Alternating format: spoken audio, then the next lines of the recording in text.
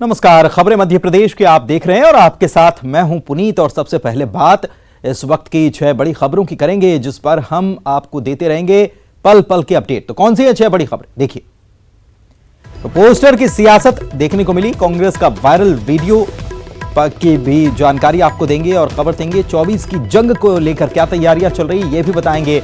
जिंदगी कैसे जीत गई, कहां जीत गई, ये बताएंगे। और वायरस की स्थिति क्या है, बारिश का अलर्ट क्या है, सब जानकारी आपको देंगे।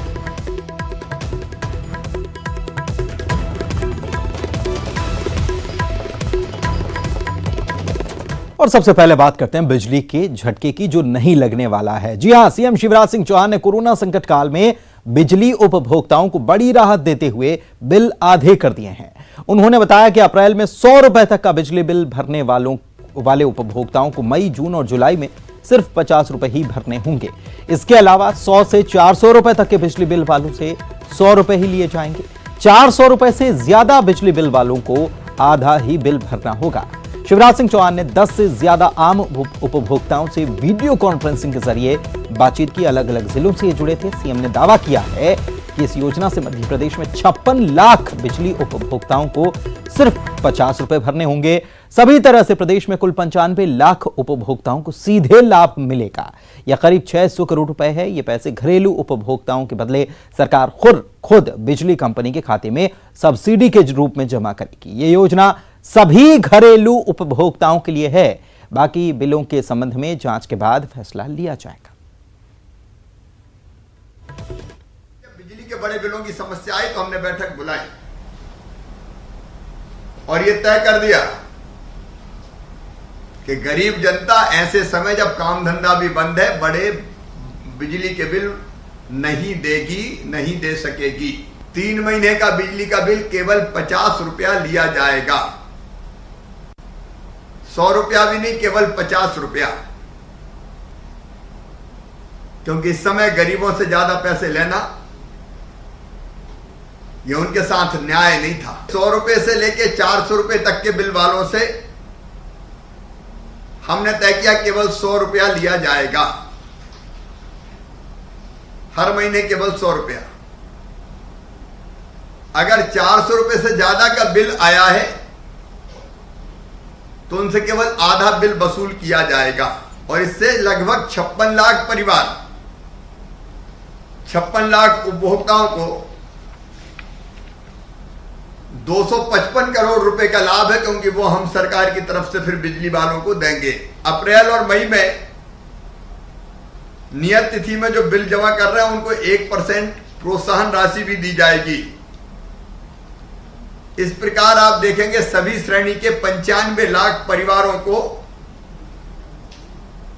623 करोड़ का लाभ दिया जा रहा है। सभी हमारे गरीब उपभोक्ता भाई बहनों को राशन की व्यवस्था, राशन कार्ड ना हो तो भी हमने इस बार देने का फैसला किया। बाहर से आए प्रवासी मजदूरों के लिए भी राशन दे रहे हैं। मनरेगा के काम गांव में व्यापक पैमाने पर खोल दिए गए।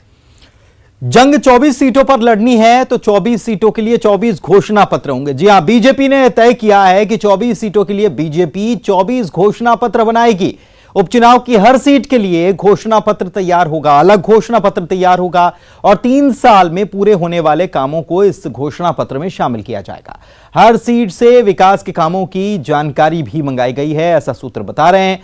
सीएम शिवराज सिंह चौहान चुनाव से पहले घोषणा पत्र जारी करेंगे। आपको बताएं कि मध्य प्रदेश में 24 सीटों पर उपचुनाव होना है और बीजेपी का प्लान यह है कि सभी 24 सीटों पर अलग अलग घोषणा पत्र जारी किया जाए।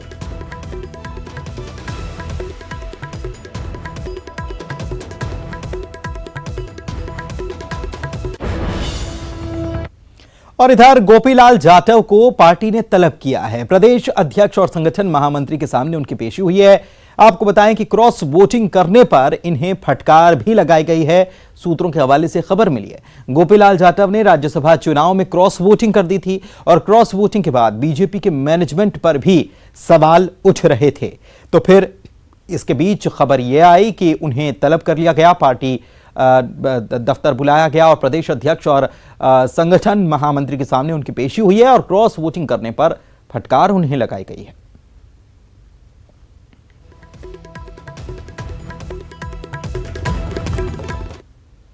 और इधर एक और तरीके की राजनीति चल रही है। फूल सिंह बरैया कांग्रेस के छल कपट के शिकार हुए हैं, यह कहना है गृह मंत्री नरोत्तम मिश्रा का। गृह मंत्री ने कहा है कि राज्यसभा चुनाव में बरैया को न भेजकर कांग्रेस ने अपना चरित्र दिखाया है, साथ ही अनुसूचित जाति वर्ग के साथ धोखा किया है। वहीं पीएम मोदी पर टिप्पणी करने पर नरोत्तम मिश्रा ने राहुल गांधी पर हमला बोला और कहा कि कांग्रेस के बयान सिर्फ खुद का मनोबल बनाने के लिए काफी हैं। वहीं सेना का मनोबल गिराने वाला बयान है ये। इस बीच मंत्रिमंडल विस्तार से पहले निर्दलीय विधायक सुरेंद्र सिंह शेरा ने गृह मंत्री नरोत्तम मिश्रा से मुलाकात की। आपको बताएं कि शेरा ने राज्यसभा चुनाव में बीजेपी का समर्थन किया था।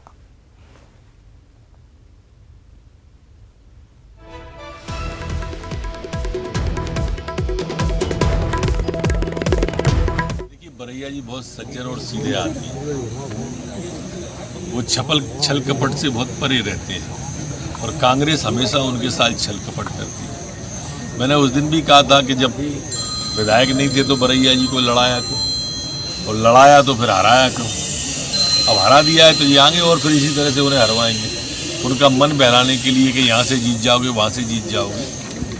मैं तो उनसे प्रार्थना करूंगा कि वो समझे अच्छा कांग्रेस के छल को। वैसे प्रदेश का हमारा अनुसूचित जाति का वर्ग ये बात समझ गया है कि कांग्रेस धोखा देने वाली पार्टी। दो लोगों ने कल योग नहीं किया, तो चीन ने योग नहीं किया, इधर की उधर कर दो, पलट दो। एक राहुल गांधी जी ने योग नहीं किया। स्वाभाविक रूप से जो उनके शब्द हैं वो उनके बुद्धि के पैमाने को भी बताते रहते हैं। वो जब बोलते हैं ऐसे ही बोलते हैं जिससे सेना का मनोबल टूटे, देश का मनोबल टूटे, बस उनका खुद का मनोबल बढ़ जाए। लेकिन देश की जनता बहुत जानती है, देश के स्वाभिमान को जानती है, देश के सम्मान को जानती है। मोदी जी के नेतृत्व में आज भारत विश्वगुरु बनने की ओर अग्रसर हो रहा है। राजीव जी जैसी छोटी बातों से कोई फर्क नहीं पड़ता। और इधर पेट्रोल और डीजल के दाम लगातार बढ़ रहे हैं। 16 दिन हो गए लगातार बढ़ोतरी हो रही है और इसका असर पूरे देश के साथ ही मध्य प्रदेश में भी पड़ा है। राजधानी भोपाल में भी पेट्रोल और डीजल महंगा हो गया। बढ़ते दामों को लेकर सियासत तेज है। 24 जून को कांग्रेस ब्लॉक और जिला स्तर पर प्रदर्शन करने वाली है। इसके लिए पीसीसी चीफ ने निर्देश भी दे दिए।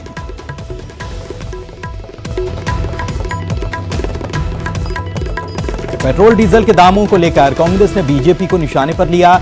जीतू पटवारी ने बीजेपी पर तंज कसा और कहा कि तेल की बढ़ती रेट आम जनता पर यातना है। कांग्रेस के इस आरोप पर बीजेपी ने पलटवार किया। रजनीश अग्रवाल ने कहा कि पेट्रोलियम कंपनियों ने पेट्रोल डीजल के दाम बढ़ाए हैं और कांग्रेस ने सत्ता में आने के बाद ही सरचार्ज लगाकर पेट्रोल डीजल को महंगा कर दिया। प्रधानमंत्री ने इस कोरोना महासंकट के बाद एक अपील की है देशवासियों से कि आत्मनिर्भर बनना है, देश आत्मनिर्भर बने। लगभग पिछले 16 दिन में 10 रुपये पेट्रोल पे और 10 रुपये डीजल पे लगभग बढ़ गया है। रोज हम सोते हैं तब भाव कुछ और होते हैं, जब हम जागते हैं तब भाव कुछ और होते हैं। मैं मानता हूँ इससे अच्छी आत्मनिर्भरता कुछ नहीं हो सकती कि रात को पेट्रोल हम खरीदें, डीजल खरीदें और सुबह बेच दें तो रोज बड़े हुए दाम मिलेंगे। देशवासियों समझो, जागो और चूंकि लॉकडाउन का ये पीरियड है, इसमें स्वस्थ रहो। आप पर जो ये सरकार की यातनाएं हैं वो जारी है, वो चाहे केंद्र सरकार की हो चाहे हमारे शिवराज सिंह चौहान साहब की।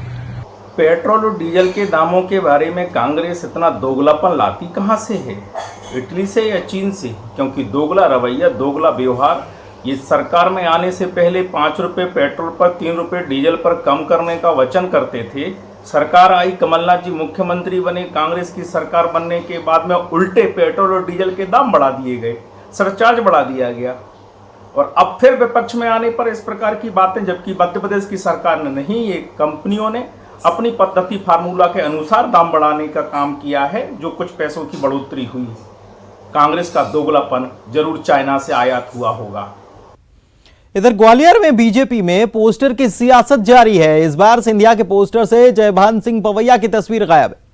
सिंधिया के राज्यसभा सदस्य चुने जाने के बाद ये पोस्टर ग्वालियर शहर में लगाए गए हैं, जिसमें पीएम और सीएम समेत बीजेपी के तमाम बड़े नेताओं की तस्वीर तो लगी है, लेकिन इस पोस्टर से बीजेपी के वरिष्ठ नेता और पूर्व मंत्री जयभान सिंह पवैया की तस्वीर नदारद है। आपको बता दें कि इससे पहले लक्ष्मीबाई की शहीदी दिवस पर जयभान सिंह पवैया की तरफ से लगाए गए पोस्टर में सिंधिया की तस्वीर नहीं थी। इसके साथ ही केंद्रीय मंत्री नरेंद्र सिंह तोमर के जन्मदिन पर लगाए गए पोस्टर में भी सिंधिया की तस्वीर नहीं लगी थी। इस पोस्टर को लेकर जहां बीजेपी बचाव की मुद्रा में है, कांग्रेस ने बीजेपी पर निशाना साधा है। देखिए, ये बात तो सही है कि दल ऊपर मिले हैं और दिल नीचे मिलाने की आवश्यकता है, और उसके लिए भारतीय जनता पार्टी का एक एक कार्यकर्ता, हम सब भाजपा के लोग पूरी तरह मनोयोग से इनके साथ हैं। तो कई तरह की बातें जो आप कह रहे हैं वो इसलिए भी उठाई जा रही हैं कि कोई मुद्दा है नहीं, और लोग ये सोचते हैं किसी न किसी तरह बेकार की बातें उछाल करके और भ्रम की स्थिति पैदा की जाए। ये मुझे लगता नहीं है कि जो सम्मान कांग्रेस पार्टी में एक साधारण कार्यकर्ता को मिलता है, वो सम्मान भारतीय जनता पार्टी में कांग्रेस के किसी बहुत बड़े वट वृक्ष को मिलेगा। इधर ग्वालियर में पूर्व मंत्री और कांग्रेस के विधायक गोविंद सिंह ने बीजेपी सांसद ज्योतिरादित्य सिंधिया पर हमला बोला। उन्होंने कहा कि सिंधिया जिस पत्ते में खाते हैं उसी में छेद करते हैं। साथ ही गोविंद सिंह ने आरोप लगाया कि लोकसभा चुनाव के दौरान सिंधिया ने कांग्रेस उम्मीदवारों को हराने का काम किया। मैं सिंधिया से गोविंद सिंह का कभी नहीं मानना। सैद्धांतिक विरोध तब भी था, आज भी और आगे भी। सिंधिया तो जिस पत्तल में रहा उसी में छेद किया लगातार। विधानसभा में जहां उनके चापलूसों को टिकट नहीं दिलवा पाए, वहां उन्होंने खुलेआम हर जगह विरोध किया।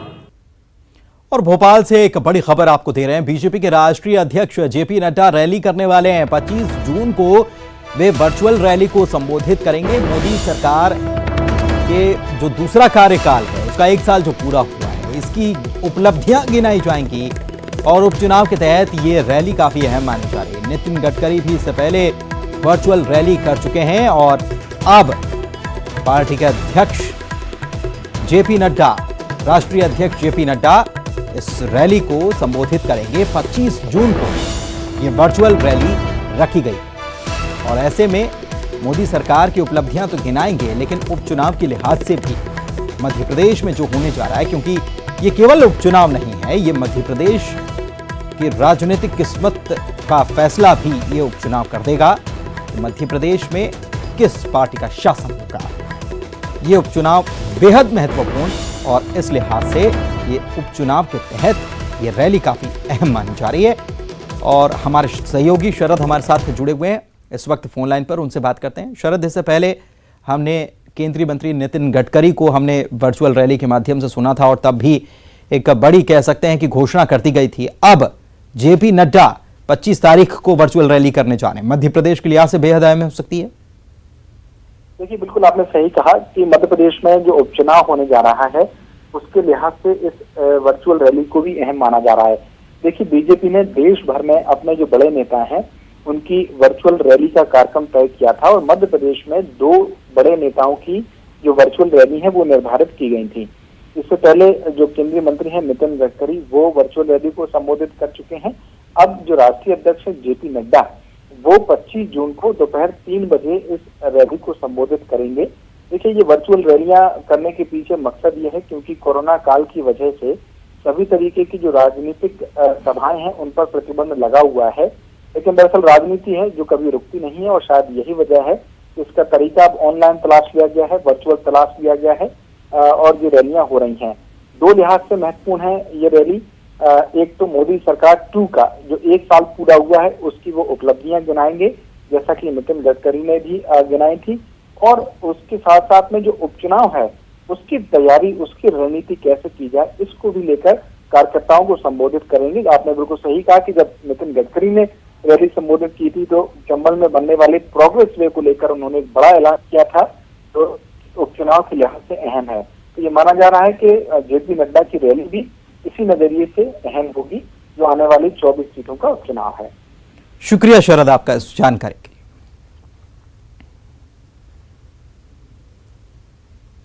और यहां रुक रहे हैं एक ब्रेक के लिए, जल्द लौटेंगे, आप बने रहिए हमारे साथ।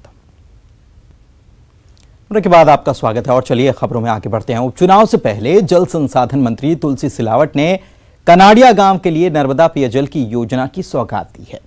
अमृत योजना के तहत 3 करोड़ 20 लाख रुपए की लागत से शहर के वार्ड नंबर 76 के कनाडिया में अंडर ब्रिज से कनाडिया गांव तक करीब 4 किलोमीटर लंबाई की पाइपलाइन डाली जाएगी। इससे क्षेत्र में पेयजल समस्या का निराकरण होगा और साथ ही सिंचाई के लिए भी पानी उपलब्ध हो सकेगा। कनाडिया गांव सांवेर विधानसभा क्षेत्र में आता है, जहां पर जल संसाधन मंत्री तुलसी सिलावट खुद चुनाव लड़ रहे हैं।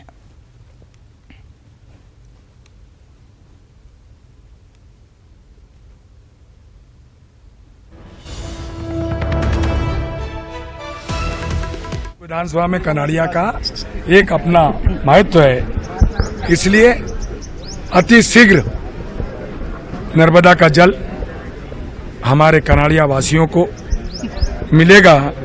और साथ ही इसके साथ आप जानते हैं 3 करोड़ के और भी काम, पुल का, शमशान घाट का, सीसी रोड का नए खनन 6 यहाँ पर हुए हैं। सिटी बस यहाँ चल रही है।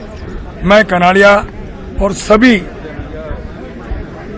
भारतीय जनता पार्टी के वरिष्ठ जनों की ओर से मध्य प्रदेश के ओजस्वी मुख्यमंत्री शिवराज सिंह जी का आभार मानता हूँ और उन्हें धन्यवाद देता हूँ कि सांवेर और विकास की प्रगति में एक नया इतिहास आपके आशीष से, आपके सहयोग से हम रचने वाले हैं।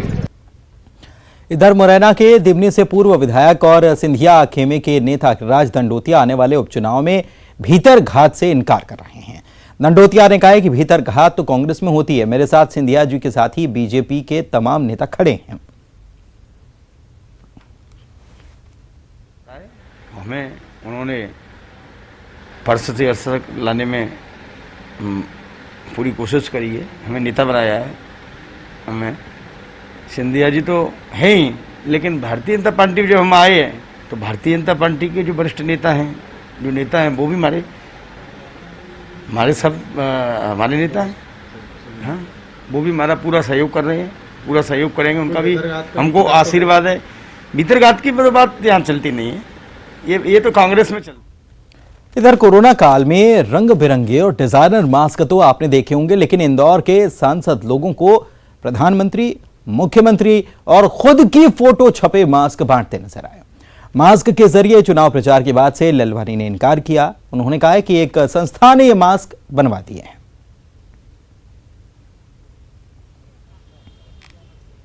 नहीं, देखो, हम तो चुनाव में तैयार रहते हैं, ऐसा नहीं है। भारतीय जनता पार्टी का कार्यकर्ता, भारतीय जनता पार्टी नेता हमेशा तैयार रहते हैं। उनको चुनाव में काम करना ऐसा नहीं है। वो तो 12 महीने शहर लोगों के मध्य में रहते हैं। कोरोना में आपने देखा किस प्रकार ऊपर से लेके नीचे तक भारतीय जनता पार्टी का नेता हो या कार्यकर्ता हो, सक्रियता से उन्होंने काम किया। तो मुझे ऐसा नहीं लगता है कि सिर्फ चुनाव के लिए काम करते हैं। हम हमेशा। इधर डिंडौरी में पिछली कमलनाथ सरकार के दौरान धूमधाम से माता शबरी जयंती मनाई गई।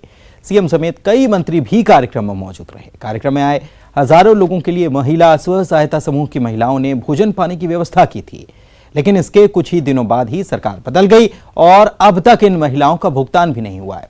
इससे सभी कर्ज में डूब गई हैं। ग्रामीण आजीविका मिशन के अधिकारी कोरोना का रोना रो रहे हैं, तो पूर्व मंत्री और केंद्रीय मंत्री का आश्वासन भी अब तक खाली ही रहा है। 10 महिलाएं थीं जो खाना का कार्यक्रम बनाए थे, उसमें खाना बनाए थे और अभी तक हमको इसका पैसा नहीं मिला है। और जो दुकान से राशन उठा के लाए हैं उसका भी पैसा नहीं मिला है। जो आवश्यकता थी उस हिसाब से आवंटन जिले को दिया गया था। अगर भुगतान नहीं किया गया तो मैं इसकी जानकारी देखता हूं क्यों भुगतान नहीं किया। वो तो उसी समय भुगतान कर देना था। कोई भी मुख्यमंत्री हो, अगर उस समय उनने यहाँ पर भोजन का काम किया है, भोजन का वितरण नहीं हुआ है, वो पेमेंट नहीं हुआ तो पेमेंट कराएंगे। क्योंकि मार्च एंडिंग में कोरोना काल लग गया, इसके बाद वो दूसरे इश्यूज के कारण वो भुगतान नहीं हो पाए हैं। संभवतः बहुत जल्दी उसका भुगतान हो जाएगा। जिला पंचायत सीओ और जनपद सीओ से चर्चा चल रही है, हम जल्दी से जल्दी इसको भुगतान।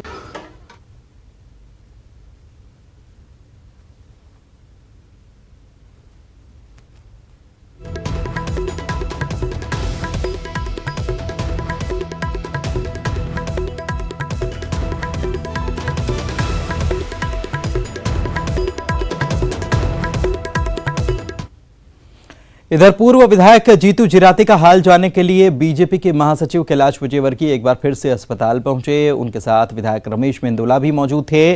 उन्होंने जीतू जिराती का हाल जाना। इस दौरान अस्पताल में भी संगीत की महफिल सज गई और देखते ही देखते ऑपरेशन का दर्द भूलकर खुद जीतू जिराती गुनगुनाने लगे। बता दें कि जीतू जिराती रविवार सुबह हादसे के शिकार हुए थे। मांडू में एक दोस्त के घर पहुंचे थे, सीढ़ियों से उतरते समय फिसल गए। हादसे में उनका पैर फ्रैक्चर हो गया। उन्हें इंदौर के यूनिक अस्पताल में भर्ती कराया।